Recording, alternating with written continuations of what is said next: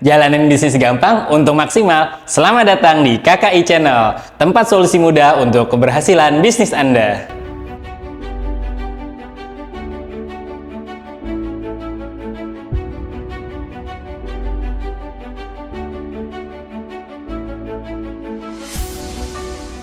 Setiap pelaku usaha kuliner pasti pingin nih usaha yang dijalankan nih berkembang dan juga berjalan dalam jangka panjang.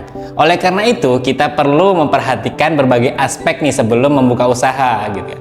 Ini dia 5 hal penting yang harus kalian perhatikan dalam menentukan target market.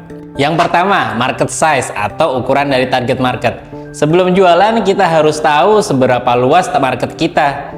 Apakah kita akan menargetkan orang tua, anak-anak, atau mungkin mahasiswa? Contoh, kita akan buka di dekat sekolah SMA misalkan. Kita harus tahu nih berapa jumlah siswanya, kisaran umur, bahkan uang jajan mereka. Atau bisa dilihat dari adanya kemungkinan target pasar dari luar sekolah juga, di radius sekitar 2-3 km. Itu dari kalangan siapa saja sih? Yang kedua, market growth atau pertumbuhan market. Nah, di sini kita lihat dari marketnya apakah ada kemungkinan untuk tumbuh atau enggak. Atau memang marketnya hanya begitu-gitu aja nih. Tapi meskipun marketnya tidak ada pertumbuhan, sobat semua udah paham nih kalau marketnya ini loyal dan juga potensial sama usaha kita. Jadi usaha yang kita jalanin nantinya bakal bertahan jangka panjang juga.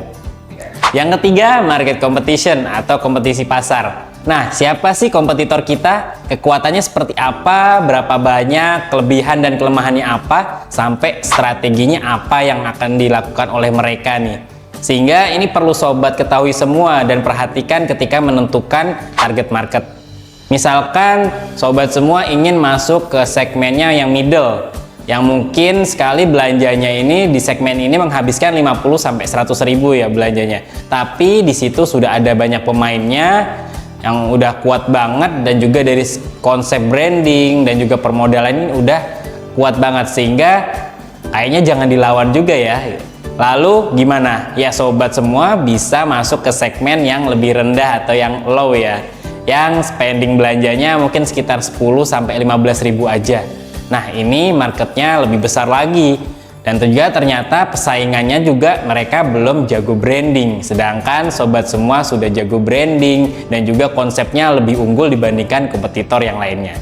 Yang keempat, market opportunity atau peluang ya. Kira-kira ada peluang nggak sih di satu market yang memang jadikan target? Bisa dilihat dari beberapa poin seperti customer behavior, kompetisinya seperti apa, dan juga kemampuan yang kita miliki pastinya. Setelah itu kita pelajari semua, nah ini ada opportunity-nya nih. Misal kita akan menggarap target market mahasiswa di satu kampus yang spesifik, misalkan mengikuti tren berjualan ayam crispy dan juga ayam geprek yang memang sangat disukai kalangan anak muda, ditambah juga penyajiannya yang cepat. Apalagi belum ada pemainnya di sekitar kampus tersebut. Wah, udah auto laris banget deh usaha teman-teman. Yang kelima, competitive advantage.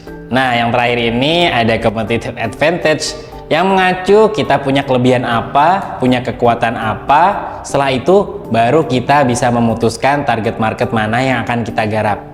Katakanlah sobat semua jago bikin komunitas, punya peran penting di masyarakat dan juga punya banyak kenalan. Atau mungkin teman-teman semua seorang influencer yang bisa mengajak mereka datang ke outlet sobat semua. Nah, itu dia 5 hal yang perlu diperhatikan dalam menentukan target market.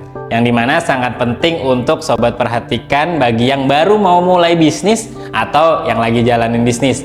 Karena mereka ini para target market adalah orang yang harus kita goda. Mereka yang harus datang dan juga kita tarik kantongnya agar bisnis kita ini berjalan dengan baik dan juga berjalan dalam jangka panjang. Nah, kalau kalian punya pengalaman menarik apa nih dalam menentukan target market? Yuk sharing di kolom komentar.